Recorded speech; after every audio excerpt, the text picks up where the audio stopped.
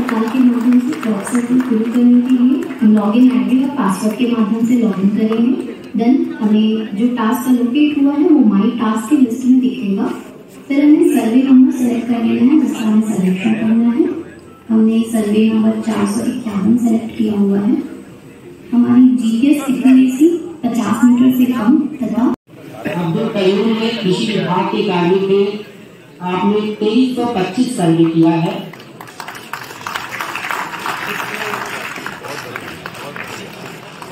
अंकित कुमार मिर्जापुर के crop survey state के रबी अभियान के अंतर्गत होने वाले इस दूसरे चरण के ई कचरा पड़ताल के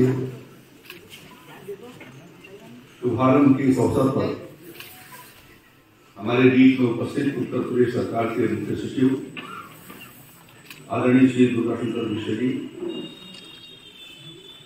कृषि विभाग के अपर मुख्य सचिव डॉक्टर दिनेश चतुर्वेदी जी, राजस्व विभाग की सचिव और आयुक्त कृषि मनीषा जी, कृषि निदेशक श्री जितेंद्र तोमर जी, यहाँ पर उपस्थित सभी राजस्व विभाग, कृषि विभाग और पंचायत विभाग के सभी अधिकारीगण, सभागार में उपस्थित इन सभी तीनों विभागों के सभी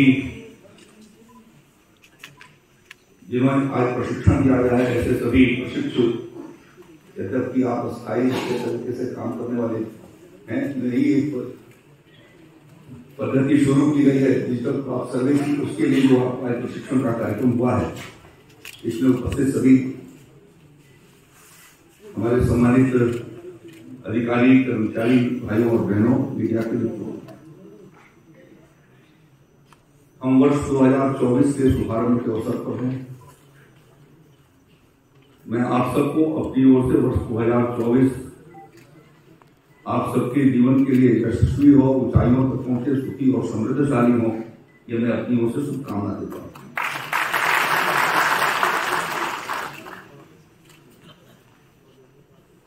हमारा उत्तर प्रदेश बदल रहा है।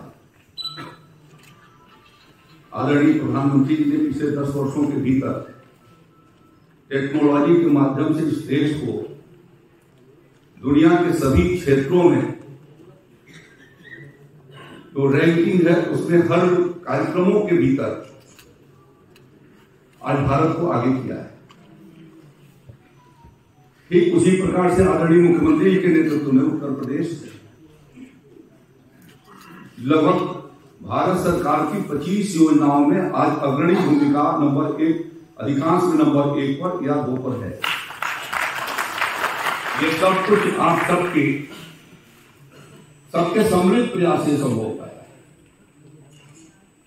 हम सभी मिल करके उत्तर प्रदेश की जनता की सेवा करने के लिए यहां पर काम कर रहे हैं,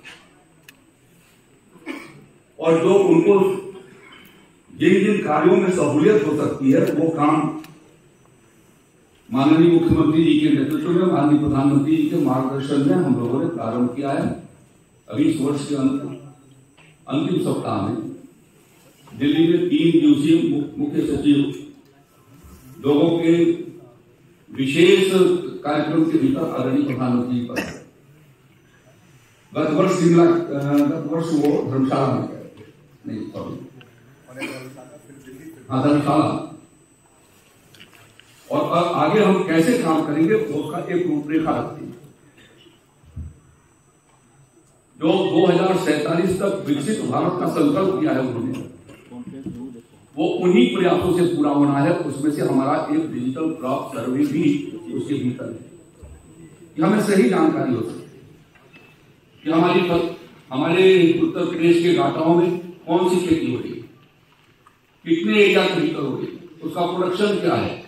जब जीडीपी का निर्धारण होता है तो उसके मानक की सारी चीजें आती हैं, और इस टेक्नोलॉजी के माध्यम से बहुत सारी सुविधाएं वो किसान भाइयों को भी हम दे सकेंगे और खुद काश्तकारों को भी दे सकेंगे, और आपके भी रोजमर्रा के जो काम है उसमें भी आपको बहुत पैसा हो सकता है। उसमें से एक ये पार्ट है डिजिटल क्रॉप सर्वे का। पिछले खरीफ के सीजन में हम लोगों ने सितंबर से इस कार्य को अप्रैल महीने में शुरू किया था। 2023 में सितंबर के पहले प्रशिक्षण दिया गया था और आपने इसे सितंबर से अक्टूबर के बीच में जिन लोगों ने प्लाट टू प्लाट जिन्होंने अधिक घाटाओं का किया है, अभी आपके बीच में उनको सम्मानित किया गया है। मैं उन सभी जो राजस्व विभाग के लेखपाल या कृषि विभाग के तकनीकी सहायक या पंचायत सहायक, इन तीनों को वो प्रतीक के रूप में उनका सम्मान हुआ, लेकिन आप सबने उसमें योगदान दिया। मैं आप सबका अपनी ओर से सम्मान करता हूं। आप सबको जैसा मुझे सचिव साहब ने बताया कि 21 जिलों में सभी घाटाओं का हम लोगों ने क्रॉप सर्वे किया और 54 जिलों के भीतर 10-10 गांव के भीतर पायलट के रूप में लिए गए थे, जिससे कि एक बार आपको जानकारी हो जाए। और उसके भीतर जब आपने किया तो कई व्यवहारिक कठिनाइयां भी आई, उनका समय समय पर ऐप के माध्यम से समाधान किया गया है, जिससे वो परिवर्तित ऐप का आज यहाँ पर शुभारंभ किया जा रहा है।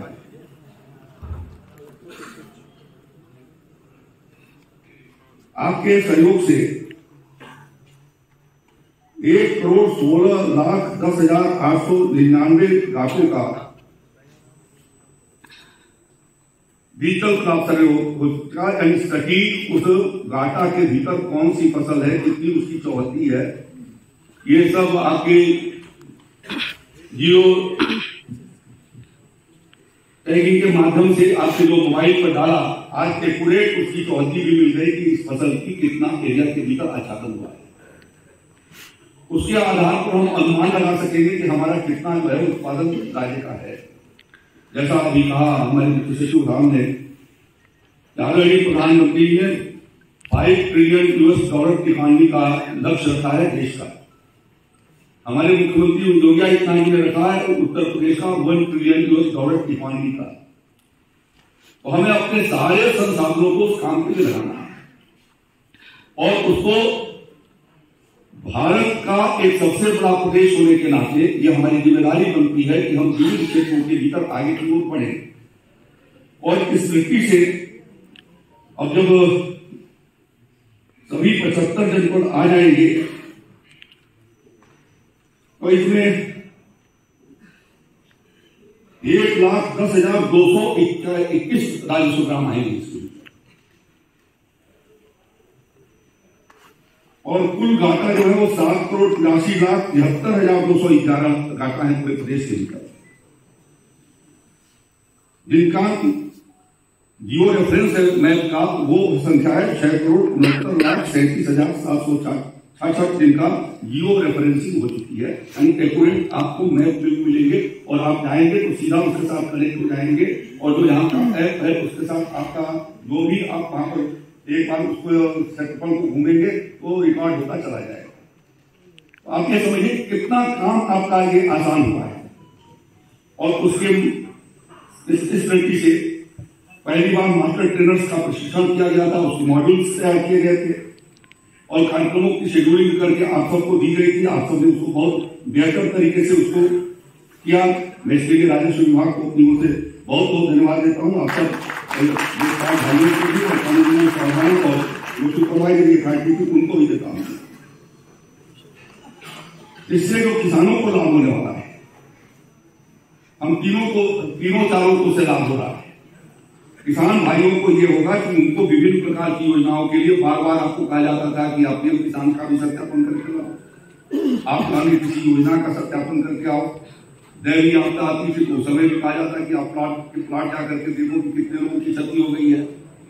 अब वो सारे समय में भी बचत हो जाएगी और आपकी कठिनाइयों का उसके साथ निवारण होगा। उसी के साथ साथ किसान को भी बार बार सत्यापन की आवश्यकता नहीं होगा। यह एक एथोराइज्ड रिकॉग्नाइज्ड रिकॉर्डिंग हो जाएगी।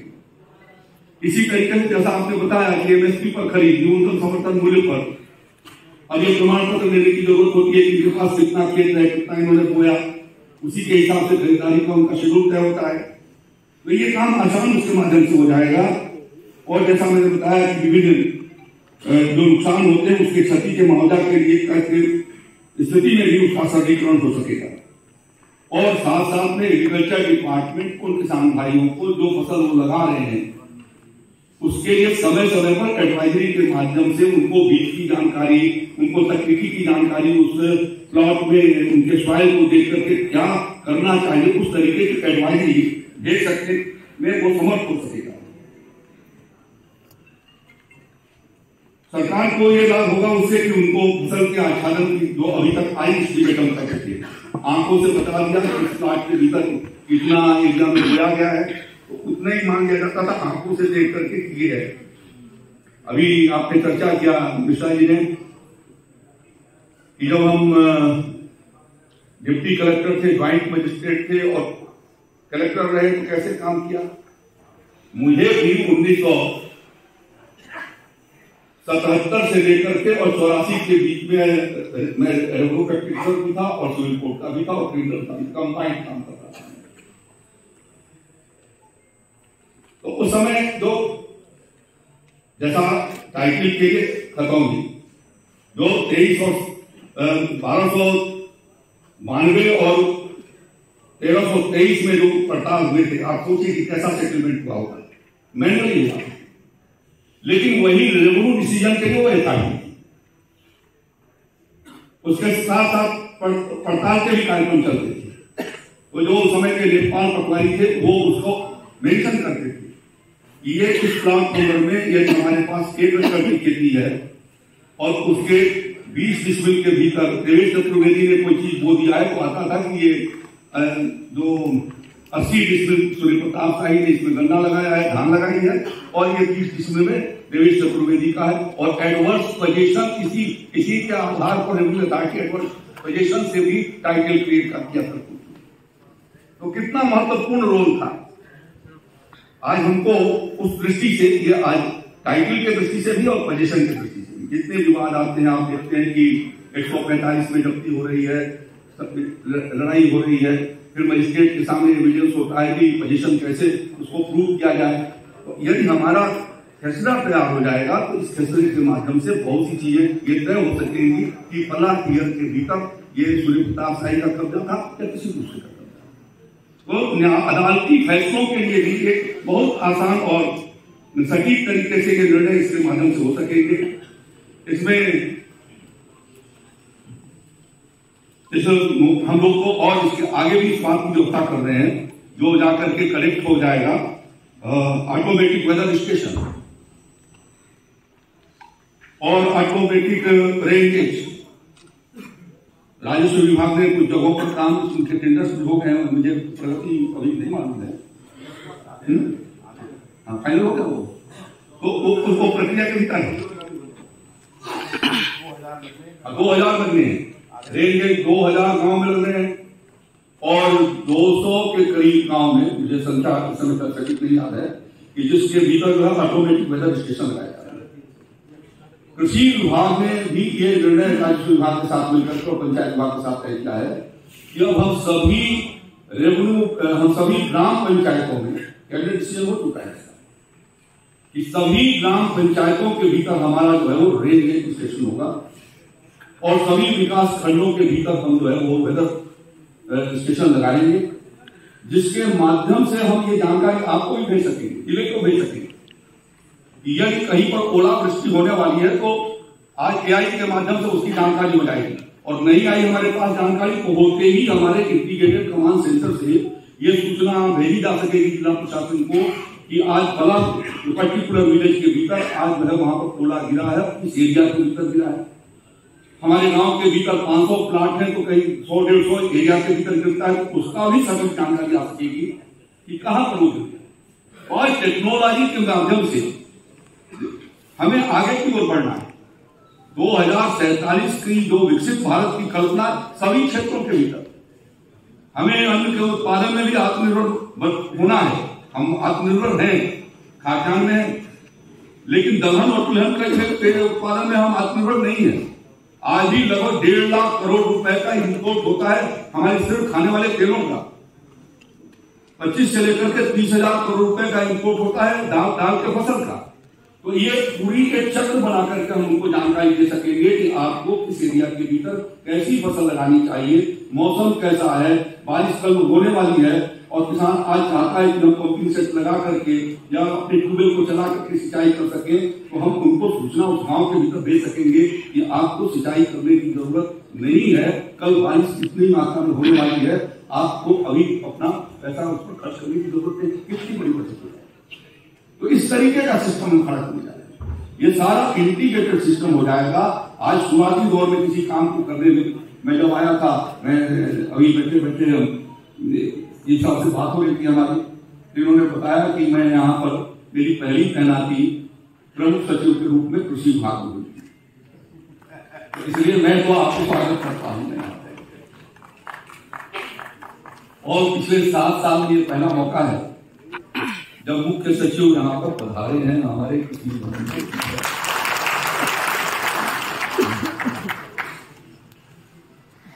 ये आप इससे अनुमान कर सकते हैं कि ये कार्य कितना महत्वपूर्ण है कि जब हमारे मुख्य सचिव यहां तक आए, और मैं तो चाहता हूं कि बार बार आप सब आए। उत्तर प्रदेश के भीतर 2,70,00,000 किसान हैं, 2,70,00,000 किसानों को आपके सहयोग से लगभग 2,63,00,000 लोग किसान भाइयों तक हम लोग प्रधानमंत्री किसान सम्मान निधि का पैसा पहुंचा पाए। इसमें भी आपसे रिकॉर्डिंग, आपसे वेरिफिकेशन, अभी जो रोज निरंतर आपको कठिनाई झेलना पड़ता था, आपके पास भीड़ लगी रहती थी, वर्कलोड आपके पास है, थोड़ा आपसे आसानी हो जाएगी कि आप अपने जीवन के भीतर भी अच्छे से आप आगे को चल सकते हैं। अभी आज बताया मुझे मुख्य सचिव साहब ने 2 घंटे पहले की हमारे कृषि सचिव को आ रहे हैं भारत सरकार। तो भारत सरकार के कृषि कल्याण विभाग के पास कृषि भी है और राजस्व विभाग भी है। वो उनको ये इसलिए आ रहे हैं कि कौन सी टेक्निक उत्तर प्रदेश ने अपनाई है जिसकी वजह से विगत वर्षों के भीतर कृषि विभाग के कार्यक्रम, चाहे वो राजस्व का हो या कृषि का हो, आपके खतौनी का हो या मैथ का हो, सब एग्रीकल्चर डिपार्टमेंट की भारत सरकार की वो इसलिए आ रहे हैं कि साहब इन सारी योजनाओं में उत्तर प्रदेश कैसे आज नंबर 1 पर बना हुआ है, उस टेक्निक को हम ही चलाएं और राज्यों को भी हमें कैसे। तो हमें सिर्फ कर्नाटक ही बेंचमार्क नहीं, अब उत्तर प्रदेश बेंचमार्क होगा, यह संकल्प आप लेकर के जाएंगे और इसको बहुत अच्छे तरीके से करके दिखाएंगे। यह हमें पूरा विश्वास होता है। राज्य को उत्तम ही नहीं सर्वोत्तम प्रदेश बनाए जाने का माननीय मुख्यमंत्री योगी आदित्यनाथ का संकल्प है, और सर्वोत्तम उत्तर प्रदेश बनाए जाने के लिए हम सबकी भूमिका अपने अपने स्थान पर जो भी हमारे पास काम है वो महत्वपूर्ण है। इस काम को भी बहुत अच्छे तरीके से करेंगे और ऐसा हो जाएगा कि देश के लगभग 30% प्लॉटों का अकेले उत्तर प्रदेश आप सबके सहयोग से डिजिटल क्रॉप सर्वे के माध्यम से हम एक प्लॉट की फसल की अनुमान लगा सकेंगे और उसके दामों को कर सकेंगे। इस पूरी काम के लिए मैं आप सबको बधाई देता हूँ। धन्यवाद।